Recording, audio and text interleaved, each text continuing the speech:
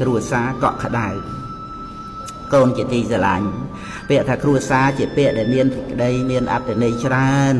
គឺសំដៅដល់ការស្រឡាញ់ភាពកក់ក្ដៅភាពនៃត្រកូលតែមួយជាមួយគ្នាឡានៅប្រទេសខាងលិចភរិយាតែងយកត្រកូលប្តីមកប្រើហើយតែងហៅគ្នាថាអ្នកផ្ទះខ្ញុំ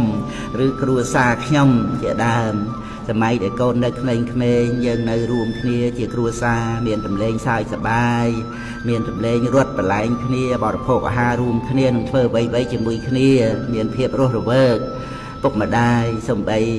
ធ្វើការហត់នឿយអស់កម្លាំងយ៉ាងណាក៏ដោយលុះមកដល់ប្រទេសហើយគ្រាន់តែឃើញមុខកូនរត់មកទទួលជួយកាន់ជួយទទួលយករបស់របរនិងសាកសួរពីការហត់នឿយប៉ុណ្ណឹងម៉ែឪក៏បាត់អស់នៃការនឿយហត់ទៅហើយមេដាបិតាឃើញកូនញ៉ាំបានគេងលក់ក៏សប្បាយចិត្តទាំងអស់នេះឯងណាកូនដែលហៅថាគ្រួសារមានភាពកក់ក្ដៅនោះឥឡូវនេះកូនក៏បានធំអស់ហើយកូនឯងធ្វើជាបងប្អូននឹងគ្នា